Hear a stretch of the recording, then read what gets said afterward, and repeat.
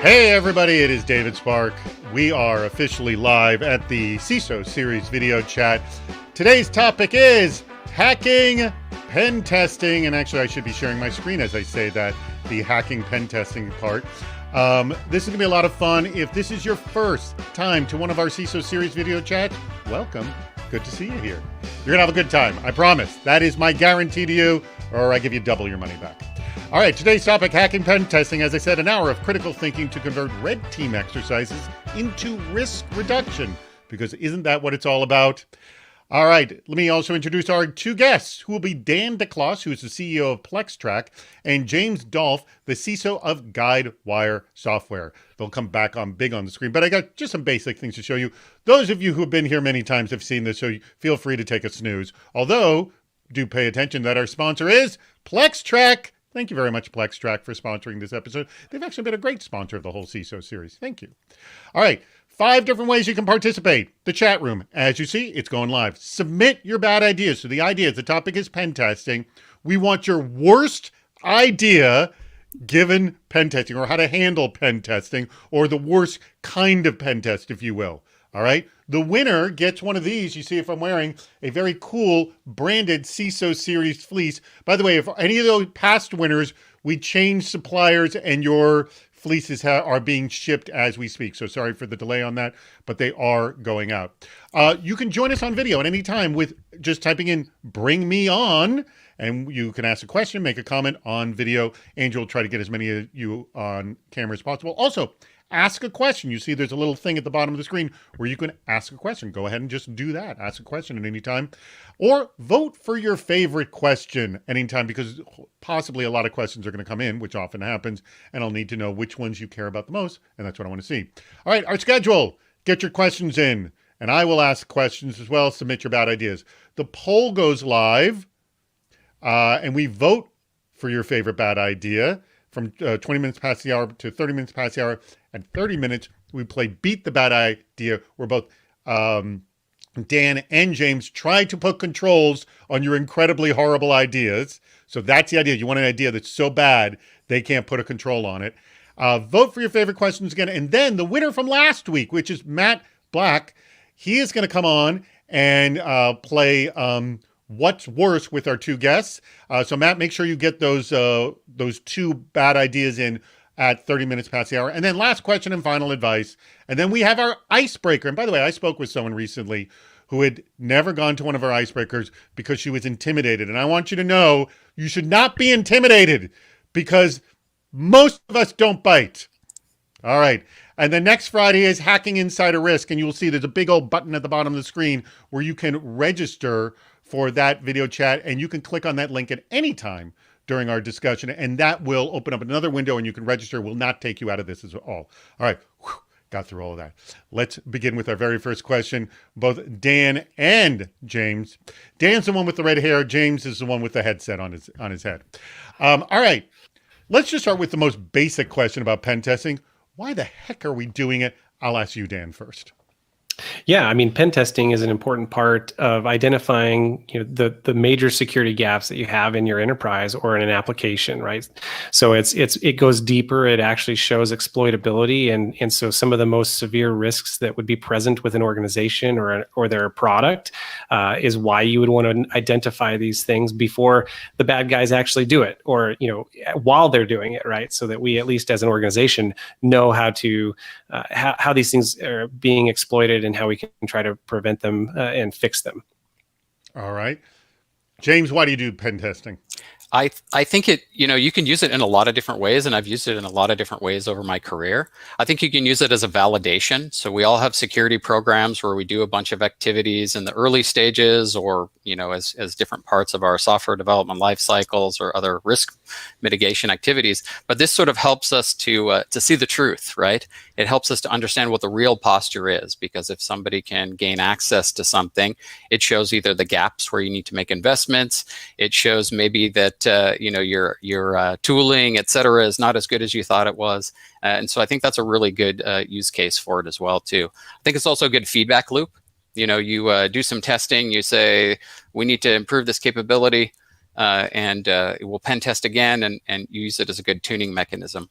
I think it's also a good reality check for your blue team sometime, depending on how you do it, because there's this spectrum, right? I guess I can't tell how big the camera is. There's like full scope red teaming on one side, and then there's sort of vulnerability assessment type pen testing on the other. And if you're more doing this full scope red teaming, you can really test your blue team. Are they detecting these things if you're doing a network pen test?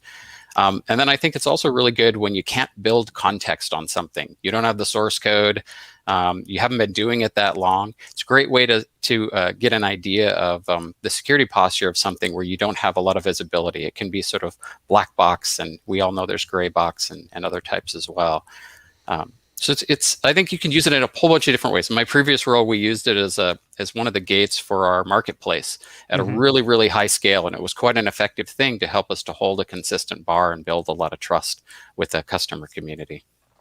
Excellent. All right. We got a lot of people who have come on. And here's the thing I love. Send them in. We need your bad ideas. We're getting a lot of them. And I appreciate that. And they are horrible as I'm seeing them go by. Awesomely bad. They are awesomely bad. Questions are coming in right now. And in fact, I'll go through, all right. I don't know what he's referring to here, but hopefully you guys will know. This comes from Craig Herder. When thinking of M/A/D, what does that refer to? M/A/D. Do you guys know? Is it M&A? Yeah, like mergers, acquisitions, divestitures? Oh, that could be it. Mergers. Is that what that is? Craig Herder, as you I have to answer that question. You know what? We'll come back to your question. I'm going to ask a different one right now. Okay, Dan, when we did our preview video, one of the things we talked about was the fact that pen tests go bad in that they're done. Oh, Craig says yes. I'll come back to that. They're done. You do a pen test and then like nothing happens afterwards. Like, hey, we saw we can attack this. Oh, that's great to know. And then la da da da da. Like. So why does this happen? And is this just poor planning for the whole pen test model in general, realizing it's not just about attacking, it's about building the defense after you know how they attack? Yes? I mean...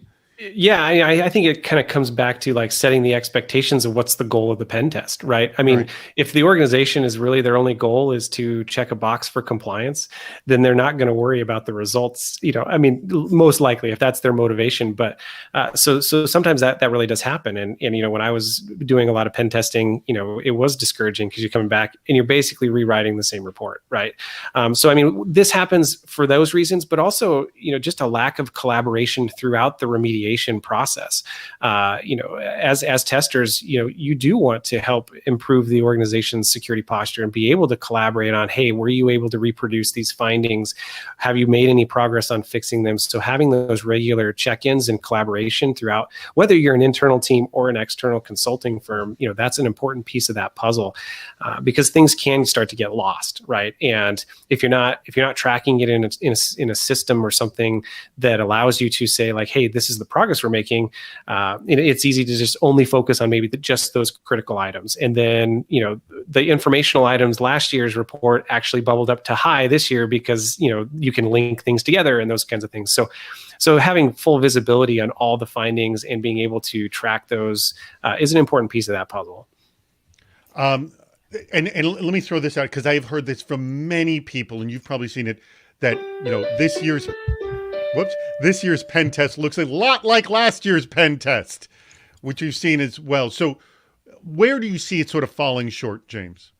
So in a past life, I was a consultant and I was doing a lot of pen tests, both, digital and physical. And I had that same experience where you would bring something in, a year you do a test and then you'd come back the next year and you basically could have brought the last year's test.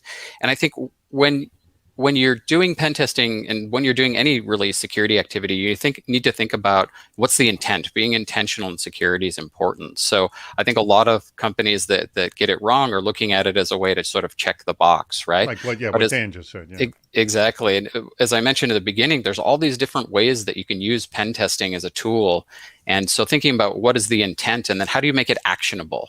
How do you take the data and how do you make it understandable for a developer or network engineer or somebody in the business that has to make a decision as to whether that's something that they should fix? And so being intentional is really it's important in everything that we do in security, because we have a limited budget, we have a limited amount of time. And if we think of things as checkboxes, then they're checkboxes and they're useless. So don't spend the money on that, spend it on something else. All right. Dan, I'm going to ask the reverse of what I just asked. So if what we just described is pretty much the worst way to handle pen testing, although, what am I saying? We got some bad ideas that are so surmounting that. But maybe an example of a customer or something, like, who handles it so well where next year's test doesn't look anything like last year's test? Like, who and what are they doing to handle it so well? Yeah, so I think if you focus on pen testing from an annual exercise perspective, you're not going to handle it very well, right? I think it's taking the results of the current annual test and then saying, okay, what do we need to do progressively throughout the year to continue to test and validate some of these things that have bubbled up as more program initiatives? I think like James said, it's a validation of some of your controls that you have in place. So like secure configuration of systems, password management, account access controls, those kinds of things. That's really what these tests are actually, highlighting as what your weaknesses are. So taking those and then, fixing some of those things and working on those from a program and continuously testing throughout the year. And then when you come back and you have that full scope pen test again, those are the organizations that are going to make the most progress. Right. One of my previous colleagues, just to add to this, used to say that red teaming and pen testing were sort of like, how do you get the truth out of the organization? So he thought of himself as a truth-telling part of the organization, because we do all these things and we make bets on certain capabilities and activities that we do.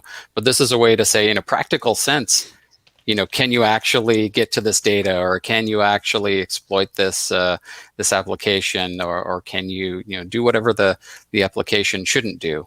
And I've got all kinds of fun stories about that from my consulting days. All right, let me jump to some of the questions that have come in. I'm actually going to jump to one that Brian Solari asked, which has already been voted up a lot. How do you decide when to use a white box versus a black box approach? And please explain. What are the factors you think about when you approach this decision? I'm going to throw this one to you, James, first. Sure, yeah. So I think both of those are sort of complementary activities. And define, please, too. And define. So white box, you have access to the source code or some level of understanding of the internal workings of the network or application. Black box, you don't really know. And so I think white box works really, really well when you have access, when you have context. So if you're building software, you should be doing white box testing, because it can help you to figure out, you have 8 hours. What are you going to do with that 8 hours of time? Or you have 20 hours. What are you going to do with that time? I think black box is good when you don't have access to the internal workings, or you have, a third party, let's say, that you want to evaluate, and they're not willing to give you the source code, but they're willing to let you access the application and try to find things in a black box way. I think that's really the main kind of use cases. I think the other good use case of black box testing, especially if you're using a third party, is to say, these people have no knowledge of the internal workings of what we do. They have no knowledge of the activities that we're doing to secure it, but they're going to help us to validate in a sort of independent manner whether or not it's secure. And sometimes that's good if you want to provide those in a summary form to a customer. And I used to work with Brian actually on this quite a lot in my previous roles. So good question, Brian. All right, let me go back to the question that Craig asked. I'm going to throw this to you, Dan. When thinking about mergers, acquisitions, divestitures, so MADs, how does hold on, I got bounced around here. How does pen testing give you a thorough or give you a through view? Not a thorough, but a through view of the risks you are buying of offloading. So I guess that makes sense. Like when you buy a company, really, or unloading a company, what risk is coming on board? What is going away? Like, is there a way to essentially calculate that?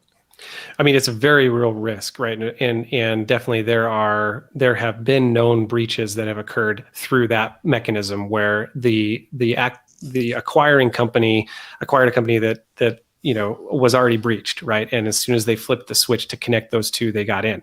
And so it's a very real threat. And the way that it can help from a pen testing perspective is exactly that. It could almost be your black black box pen tested, like, hey, are there gaps in this environment that we're about to sync up with, and exposing the most critical vulnerabilities that you might be bringing on, and really shoring up, like, hey, you need to fix these first. And I think that's I mean, probably some of the only components that the acquiring company really can do without having like a whole threat hunting engagement where the company being acquired, can actually like grant access and things like that. I mean, that's going to be a lot harder, but definitely a pen test can help identify and focus on where those true gaps are, and can provide a realistic view of like, hey, this is what we're getting ourselves into, and before we finish this acquisition, we got to know that you guys can attest to that you're fixing these things, or that there's not that there aren't, to the best of your knowledge, not really bad actors that are going to come in as soon as we connect. All right, here's a good question that just came in from Larry Rosen. Let me also mention that we are 16 minutes past, and in 4 minutes, our producer Andrew will put up the poll. So please get your bad ideas in and get ready for the poll. And if you have not clicked the link at the bottom to join our video chat next week, which is going to be about insider risk, please do that as well. All right, this is one that's been voted very heavily, or very highly, excuse me, by Larry Rosen. And he says, ignoring the $99 bottom feeders, what do you think about some of the automated pen test services that are currently in the marketplace? I'll throw to you, James. Have you looked at any of them, and what do you think of them? I've looked at a few of them, but I think it kind of, in my opinion, it sort of misses the point of pen testing, right? You're using the creativity of a human to do something that's not easily automatable. And so I mean, I look at it as maybe it's like a better black box testing tool, but it kind of misses the point. Especially, again, I talked about that spectrum, between red team and vulnerability assessment. You can't do these complicated things that you would do in a full scope red team exercise in those. At least not now. But do these automate? Like, I got to think there's like a strata of attacks that the automated pen testing services can sort of provide, if you will. Like, of course, they're not going to give you a full slew because of the creativity, but there's, we know there's a lot of like things like DDoS attack type things, which my feeling could fall under that strata. Yes, Dan?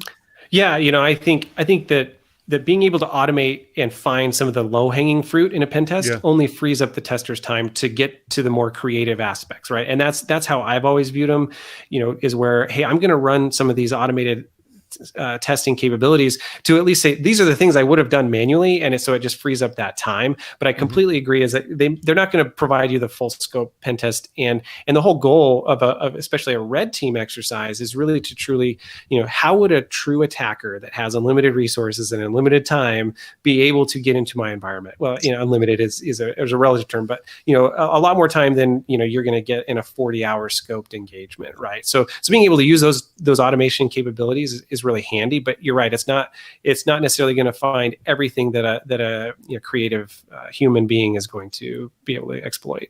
Yeah, in combination with, I mean, I think everybody uses some automated tooling for sure, but maybe in combination with a human tester, maybe you could free up some of the low-hanging fruit. But really, the real value I see is the human mind, right? People are creative, and I've seen some beautiful bugs come in through bug bounties and pen tests and things that a tool would have never found.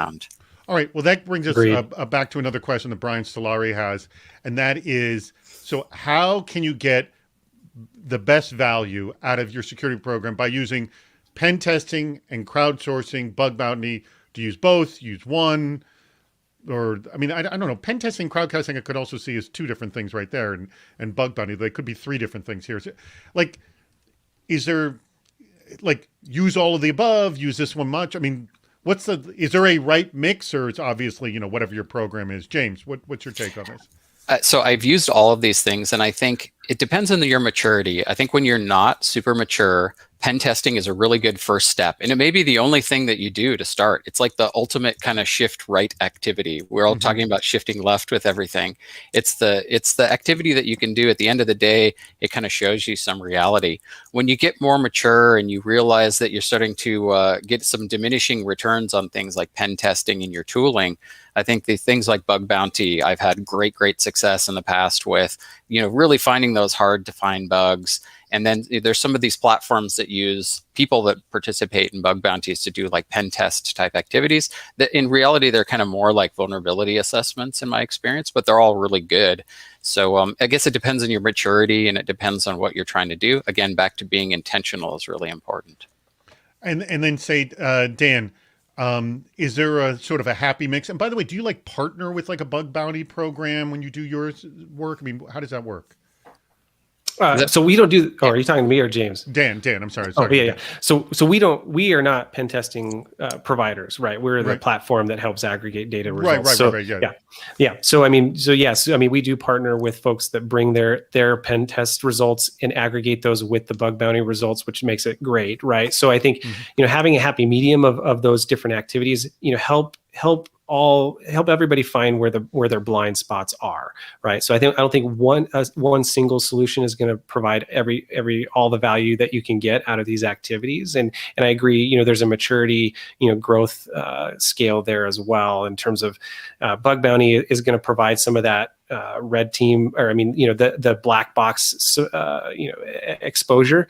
Whereas, having a capability in-house in some capacity to test these things on a regular basis is also very important. I always point back to the MITRE ATT&CK life cycle. It's just a great thing for the industry to really be able to start testing specific techniques. And if you can't pick those up, you better find out how and why right first. So. All right. Excellent. Okay, the poll has gone up. Please. People are choosing their favorite bad ideas. Go ahead and choose your favorite bad ideas. So make sure you vote and also you want to pick a bad idea for which you don't think James and Dan can actually create a control around. So that's what we want. Or the funniest one. By the way, I will tell you the one that always ends up winning is usually the funniest one, the one that makes me laugh. In fact, the one from last week actually made me laugh out loud. And we'll have, by the way, Matt, if you're listening, I'm assuming you're online, you have to pick two of those bad ideas and send an email to Andrew and me to make sure that we get it and I don't ask it during the Beat the Best Bad Idea. All right, lots more questions have come in. We'll get to these. This is a darn good question. And I know, Dan, you're a platform for this, and I bet you this question has been asked of you a lot. How do you select a pen test vendor, and what questions must be asked to the vendor before hiring a pen test? I think it depends on the type of pen test that you're actually looking to conduct. Is this a web application test or, a product security test or a network pen test? But if I were to say like, hey, let's talk about like a network pen test, I'm going to ask about like what activities they conduct and what techniques and tools they actually use. Because if you're trying to avoid just a vulnerability scan and some automated phishing, like how deep are they going to go? Right. So, and what are the tactics and techniques they actually try to use? And then, how far can they go and what's going to be the scope of the engagement? I think those are all important things to clarify up front. Otherwise, you're going to find yourself in a world of hurt later. Mm-hmm. James, do you have a sort of a policy of how you select a pen tester? Yeah. So, I think there's a couple things, like different pen testing companies have different capabilities. And, the way that I've done in the past is I've usually asked for like a sample deliverable is usually a start, but also just ask around. I think, we have this community in security and everybody has used, a vendor at least once is my guess. And so asking around, hey, who's really good at client side web browser security attacks? I could give you like 2 or 3, firms that would do a great job of breaking your whole client side framework. Or who's really good at network full scope red team type assessments. And, and so I tend to use these like CISO Slacks that are out there, but even in the past, just generally talking to people that, at conferences, et cetera. But you'll find that some of the small companies have pretty great capabilities too that you've never heard of. There's some really great folks. I'm not going to rep anybody, but well, we would call the boutique firms, right? Yeah, they're extremely talented people, and they, you meet them and they're like, hey, I don't want to work for a big company. I just want to do really cool work, and so they have some of the best talent. Yep. All right. Well, I'm assuming ask the two of you offline if you want references to any of them. All right, more questions coming in. The poll is up. If you haven't voted, if you haven't clicked on the link for register for next week, please do that. And I want to also remind everyone, stick around for the meetup at the end, which is a lot of fun. Okay, I can't stress that part enough. And do not be intimidated. For those of people who think that they might be intimidated by doing, don't be intimidated by it. I am not scary. I know James and Dan are not scary. Look at them. They couldn't look more like American boys, as you see right there. All right. Let's jump more back into the questions here. A lot of them are coming in. One here, I haven't even read this. Let's just jump into. Christina asks, where do you see pen testing heading with mobile risk posture and threats, given the prevalence of mobile device threats with remote workers, citizens, etc.? Start with you, James. Yeah, I mean, mobile devices oftentimes are really similar types of vulnerabilities that you're finding as you do with other types of application pen testing. It's more the techniques that are different. And so, again, I keep referencing my previous life. In my previous life, we were testing everything from appliances to web applications to mobile devices to IoT devices and applications. And if you don't have that capability in house, there are certainly firms that specialize in that stuff. But I just look at, mobile phones, just a small computer with like a different interface, and IoT is just small, crabby computers that are hard to patch. So, you kind of apply the same lens to these things. But again, think about what you're trying to do, what you're trying to get out of it, make it actionable. Is that what it is? It's really just all about what you're trying to pull off with your pen testing, Dan. The platform it doesn't really change. It's just, you've got an environment. You need to know your environment. Where do you think the vulnerabilities are? I mean, yes. I mean, it just boils down to that. Yeah, and I mean, the fact that everybody's going remote and there's all these different devices that are going to be from homes and all these things. I mean, they're just additional vectors. But when you're scoping these types of tests out, you might actually say like, hey, I want to see, is there a way to access our crown jewels, so to speak, whatever that database might be or whatever you're most concerned about? Is there a way to access that from somebody's house, that's working in a remote capacity? At some point there's going to be a way in, and so just finding the different vectors is really what the job of the simulated attacker is.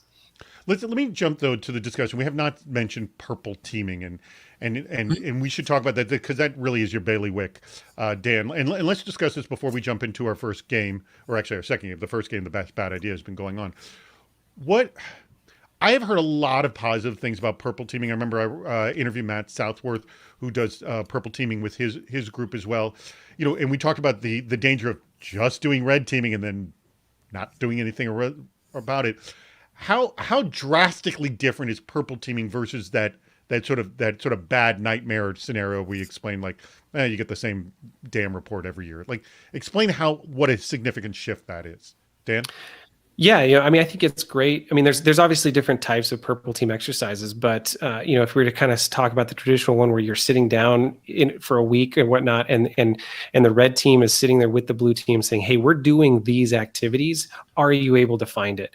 It really opens up the eyes of the blue team and also gives perspective to the red team of just how hard some of this blue team stuff is, right? And all the things that an organization has to deal with, both from culture and policy. That it's not just as simple as like, hey, can I detect Mimikatz, right? I mean, it's like, what else is prohibiting us from being able to detect these things? And so those are really, really valuable. And you really see a really, increased growth in terms of the security posture when you behold these types of activities.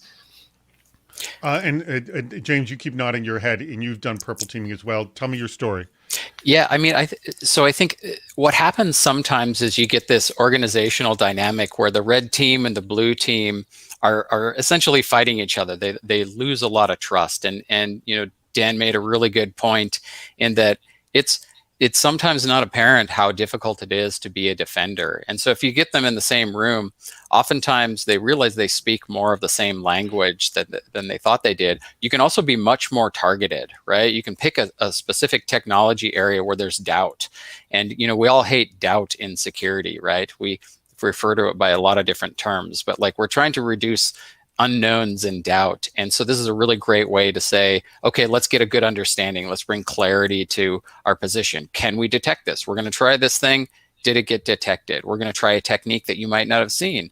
And, the red teams kind of get an idea of how the blue teams work, and the blue teams get an idea how the red teams work. So then also maybe your next red team assessment, they'll have picked up where they think that weaknesses are on either side.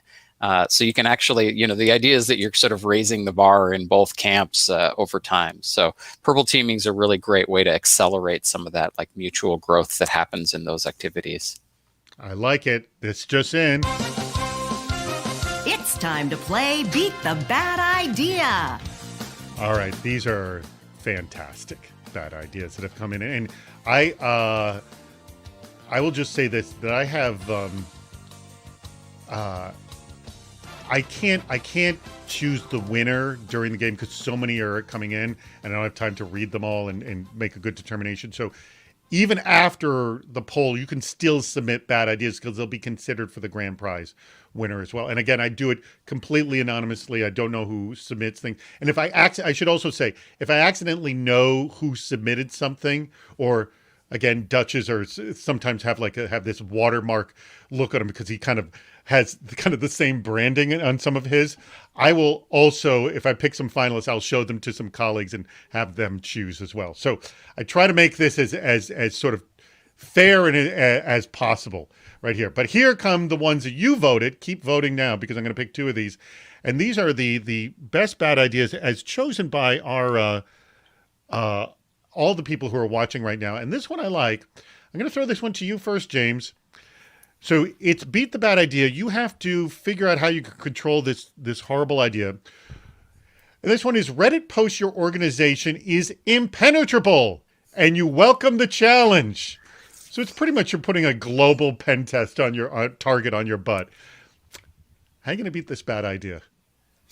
Oh man, that's a tough one. That reminds me of a certain company that had this theme, Unbreakable, which was not a real good thing to put out there. No. So I guess, can I clarify the question? Was this somebody from the company? Like, is this James the CISO posted on Reddit? Like, happy bro? Yeah. Let's say James the CISO did it. Like, you're that gutsy. You're like, bring it on. So I mean, First of all, don't poke the bear. It's never a good idea to do that. No, but the bear's already been poked. The bear's been poked. So I think the only way that you can really, the only thing that you can really do is, make sure that you have good defenses in a case like that, because you're going to attract undue attention. And we all know, like we all work in the security industry, that security people love a challenge. So, first of all, don't. And I know that's not the right answer. What are the defenses? So far, you're getting one of these. Yeah, right? Yeah. You have to do better. You got to do better than that. You're going to have to increase your visibility. That's the best that I can say. Visibility in what way? What are you talking about? Let's say your detection capabilities, right? So you may need to start making some big investments in your maturity because you poked the bear. You did the wrong thing. So that post has cost you a huge increase in your cyber spending, essentially. Totally. Yeah. Yes. All right. Maybe that's a tactic to get money from your board. Hey, I messed up. There you go. Well, there you go. Okay. That'd be it. That's the correct answer. Idea. I go, whoops, I need more money. I like that one. Dan, how are you going to beat this bad idea? Well, I think you if you do get popped, which is likely, you pay a bounty, in some capacity and give credit to the people that expose your weaknesses. And I think that you also, I was kind of going down that route. I was like, hey, this is probably a good way to highlight, we're not as secure as we are have claimed to be, so we better get some more money and more attention where it should be from a budgeting and resource perspective. Humble pie right there. That's good. All right. Let's go to another one. I saw actually some other bad ideas were of that level. All right. Let's pick this one. Well, this one's kind of on the lines of what you just said, so I'll throw this one to you first. Pay the adversary who hacked you for a report of how they did it in lieu of an actual pen test.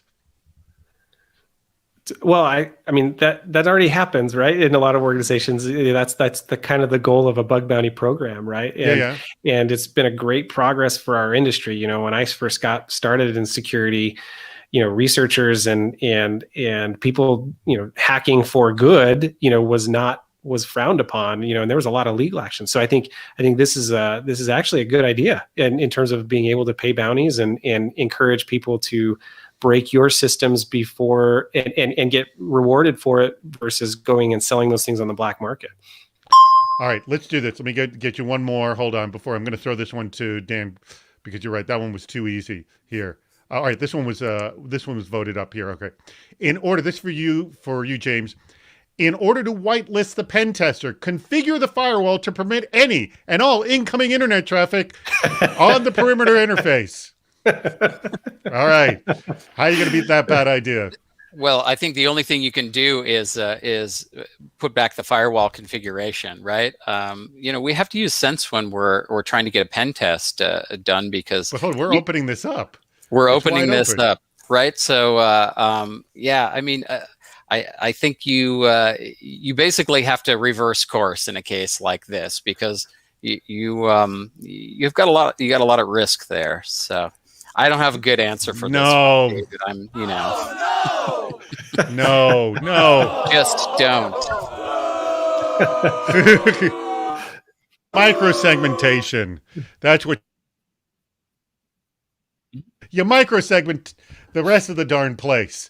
That's what you do. All right, we're going to come back to this. We'll have, in about 10 minutes, we're going to play What's Worse, and we have a couple more challenges there on the What's Worse, so stay tuned for that. All right, lots of questions came in. Please, everyone, vote for your favorite questions, because there's 9 in there right now. And I'm going to go to this one from Ian Pointer. How can we scale a security assessment program without breaking the budget? What should the budget be? Actually, I'm going to start with you, James, on this one. Yeah. So again, depending on what you're trying to do and the reasons for your scale. So if you have like a marketplace or something like that, cost can be a real factor. And, there are vendors that are in different parts of the world that have really great skills that you can get relatively good costs on the hourly basis. I think the other part is the whole orchestration of the pen testing it costs money, right? Mm-hmm. And so in my previous role, we had built some tools to manage both the reporting and the bug tracking and the intake and the relationship and quality systems with those vendors. So if it's a very high scale thing, the orchestration can help quite a lot.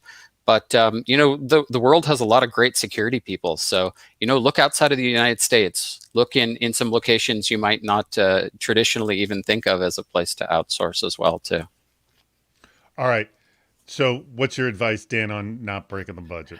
I think automating wherever possible, right? With still that context of bringing in-house folks to be able to test your stuff on a continuous basis is gonna pay off much more than hiring an outside firm to do that on a continuous basis, right? And now I think services are getting better, so ways that you can scale your team and automate the friction out of your processes is always important. James, you kind of teed up exactly what Plextrack does, so I won't make a shameless plug, but right, those kinds of things. You guys sponsored this thing. Shameless plug, Plextrack. We truly do allow you to bring in those results from multiple types of assessments, conduct the assessments within the platform, and then immediately put them into the remediation lifecycle and track those to completion. So, having that streamlined is an important piece of that puzzle. Where the real work gets done is really important, and I think that gets lost a lot in terms of just trying to do the new shiny thing and not actually focusing on, hey, how do we actually fix these things, and how do we make sure we're not going to bring it up again, right? Well, this goes back to the thing we said at the beginning, the same down report, year after year, and something we talk about on our shows constantly is deal with the fundamentals, which just that alone everyone struggles with, right, James? Oh, absolutely. Yeah. Nailing the basics is super important here. And I think some ways that you can make these actionable is try to understand where the people that are building or implementing the software or network are tracking their work, and make sure that you are able to track your pen test remediation findings inside of their systems. I think that's super important, because I think if you're one of these teams that sends this like ugly PDF to the team and says, go figure it out, you sort of miss the point. You also really miss whether or not something is resolved, or if it's in progress, or if it's making the appropriate progress. So really building those linkages, building that context and understanding in those relationships between teams that are implementing and teams that are finding issues is super important. Hey, this is a good question. This came in from Aiden from Sweden, a brand new participant on the weekly video chat. So Aiden, thank you so much for joining us. So we talked about like defining the scope of a pen test, and Aiden asked a good question here, which is, when you hire a third party to perform pen testing, how do you define the scope of the test in terms of depth and width to leverage the best value? So, I mean, you want to say, hey, find our problems, but, we got to do some kind of level of limitation here. But then at the same time, the attackers aren't limited. So what are you doing to get the most out of that? Or maybe how do you step through it? I'll go to you, Dan, first. Yeah, I mean, I think if you take a programmatic approach to it, it's a really important piece of that puzzle in terms of saying like, okay, here's what we want to test throughout the year, and here's certain capabilities. You might start, I would say early in your maturity, you might actually start with a more open scoped test, right? And say like, where are the biggest gaps that we have? And then as you start to say like, hey, they come in and they say, hey, we had a really hard time with privilege escalation, but we had no problem at all with lateral movement. So now you can start to put your guardrails on the next one, say, hey, we really just want you to test lateral movement capabilities, and then and kind of have it as a part of your program where maybe every month you're testing certain things, and then you open it back up again and can continue to have that validation of like, hey, last year we didn't have problems with PrivEsc, now we do. Okay, what do we need to start working on again? Excellent. And then how do you go about it, James? Yeah, I agree with Dan on, if you haven't done any of this before and you don't have a good visibility in your environment, doing something more broad and then sort of segmenting where you found the most smoke, because where there's smoke, there's fire, right? And then prioritizing what your most critical assets are in those kind of smoky areas of the environment, I think is pretty important, right? Because again, we don't have unlimited budget for these things as well. So we need to really focus on the highest risk and the criticality of the data or the system themselves. And I think it also can give you an idea when you do these full scope testing exercises as to areas where you don't really have visibility of systems. Like I've seen full scope tests related to different activities in my past where you find like we didn't even know that this system existed. And, I think it can also help you with things like, again, your asset inventories and vulnerability management that you didn't even know. So there's a lot of great discovery that comes out of it. But start wide and then narrow down and look for the smoke. So Jonathan, I don't know Jonathan's last name, maybe Wald. I think I saw Jay Wald at that. But he asked a good question here. At what point do you go from pen test as a service, or just hiring a specific pen test company, I'm throwing that part in, versus hiring a full-time team of internal pen testers, which maybe you never, Waldrop, it was Jonathan Waldrop. Jonathan, who we've had on many times before. Maybe you never want an internal team of pen testers, which I also see. So, James, you're nodding your head. Like, what? Yeah. What's the breaking point that we graduate up, or maybe never graduate up? It depends on what you're trying to do. I think when you have good context around the assets that you're trying to protect or the applications that you're trying to protect, it can make some sense to bring folks in-house to both like kind of hold and hone that context. So that they can find more interesting and useful findings, but also it makes it easier for you to prioritize the right areas because you've got people that focus on context. Context has been a big thing for me in the past with pen testing. If you're doing low context pen tests, or you need a third party to validate, I think that's a really good use of an external party for this. Or if you've got a lot of scale, right? High scale, low context is a great case for externalizing. But really, when you start to mature and you've built some context, and you'll get much better results out of a high context internal team. What do you want to add to that, Dan? And do you agree? Yeah, by the way? I mean, I do agree. Yeah, and I think getting that internal team is always going to be a part of that growth. And I kind of come back to that whole.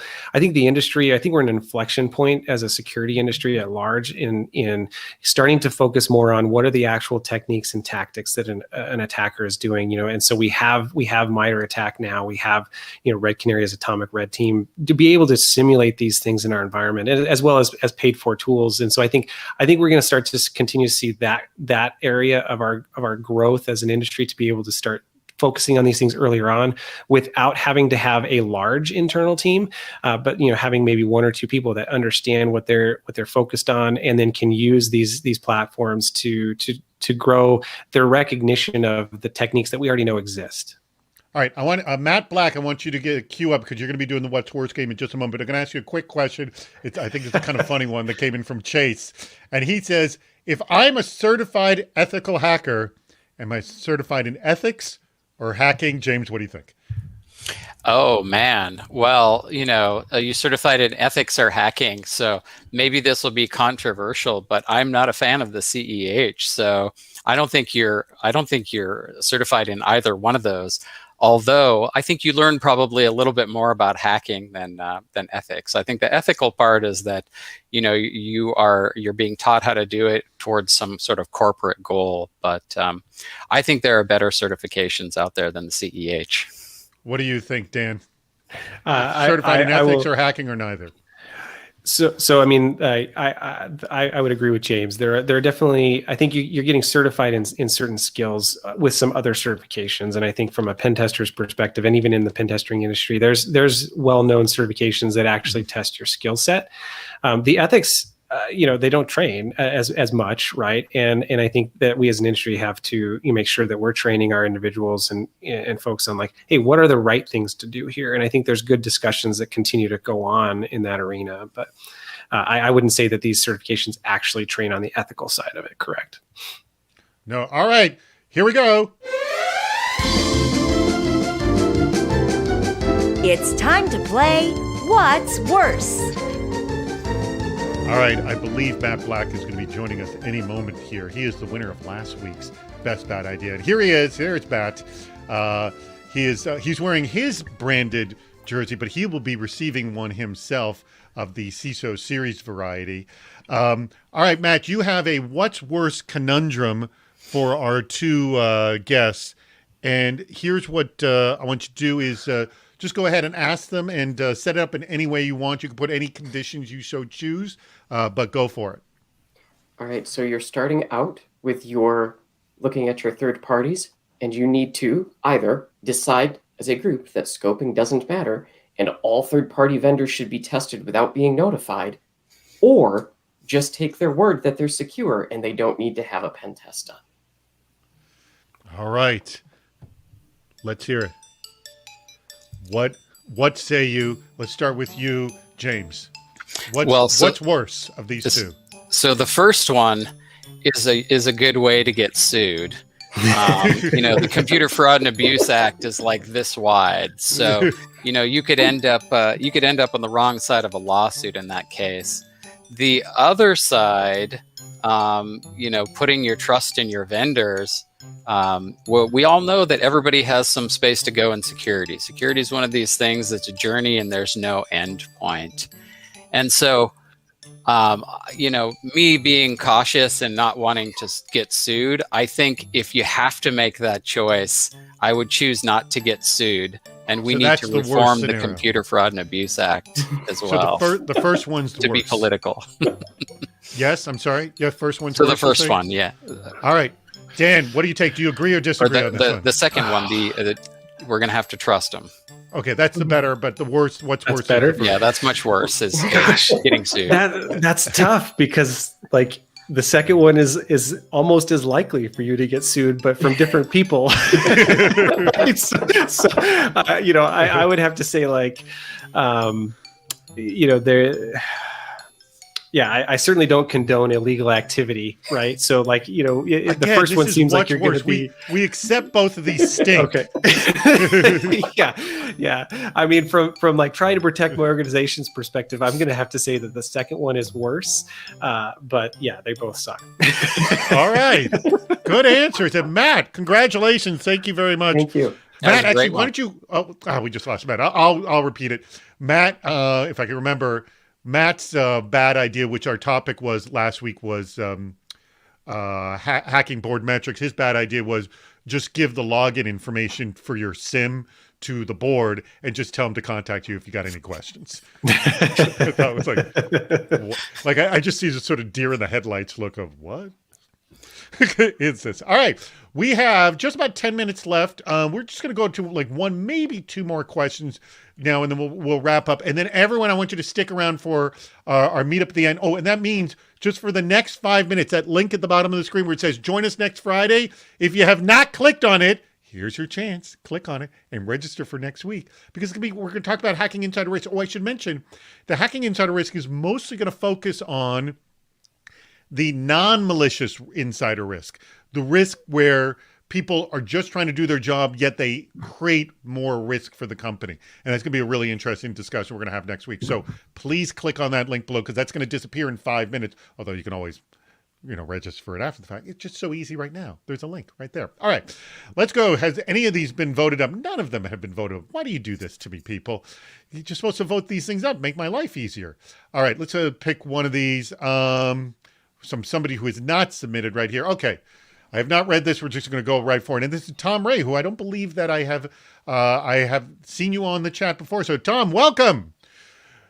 We do V model with vendors doing our dev. And how do you get the vendor to take seriously the results? I'm not familiar with the V model. Do you know what the V model is, James?